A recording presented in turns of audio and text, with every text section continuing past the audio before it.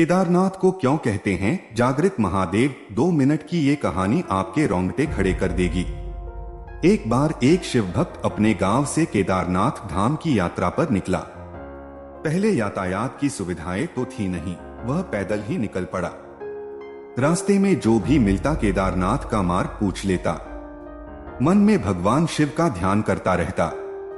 चलते चलते उसको महीनों बीत गए। आखिरकार एक दिन वह केदार धाम पहुंच ही गया।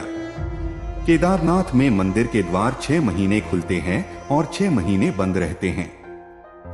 वह उस समय पर पहुंचा जब मंदिर के द्वार बंद हो रहे थे। पंडित जी को उसने बताया वह बहुत दूर से महीनों की यात्रा करके आया है। पंडित जी से प्रार्थना की, कृपा करके दरवाजे खोलकर प्रभु के दर्शन करवा दीजिए।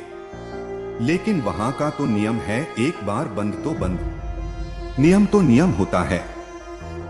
वह बहुत रोया, बार बार भगवान शिव को याद किया कि प्रभु बस एक बार दर्शन करा दो। वह प्रार्थना कर रहा था सभी से, लेकिन किसी ने भी नहीं सुनी। पंडित जी बोले, अब यहाँ 6 महीने बाद आना, 6 महीने बाद यहाँ के दरवाजे खुलेंगे। यहाँ 6 महीने बर्फ और ठंड पड़ती है। और सभी जन वहां से चले गए। वह वहीं पर रोता रहा। रोते रोते रात होने लगी, चारों तरफ अंधेरा हो गया।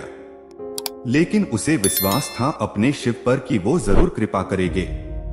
उसे बहुत भूख और प्यास भी लग रही थी। उसने किसी की आने की आहट सुनी। देखा एक सन्यासी बाबा उसकी ओर आ रहा है। वह सन्यासी बाबा उसके पास आया और पास में बैठ गया। पूछा, बेटा कहां से आए हो? उसने सारा हाल सुना दिया और बोला, मेरा आना यहाँ पर व्यर्थ हो गया बाबा जी। बाबा जी ने उसे समझाया और खाना भी दिया। और फिर बहुत देर तक बाबा उससे बातें करते रहे। बाबा जी को उस पर दया आ गई। वह बोले, बेटा मुझे लगता है सुबह मंदिर जरूर खुलेगा, तुम दर्शन जरूर करोगे। बातों बातों में इस भक्त को ना जाने कब नींद आ गई। सूर्य के मध्यम प्रकाश के साथ भक्त की आंख खुली। उसने इधर उधर बाबा को देखा, किंतु वह कहीं नहीं थे।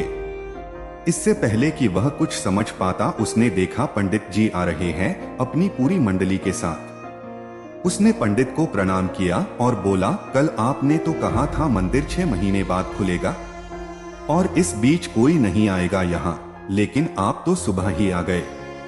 पंडित जी ने उसे गौर से देखा, पहचानने की कोशिश की और पूछा, तुम वही हो जो मंदिर का द्वार बंद होने पर आए थे, जो मुझे मिले थे?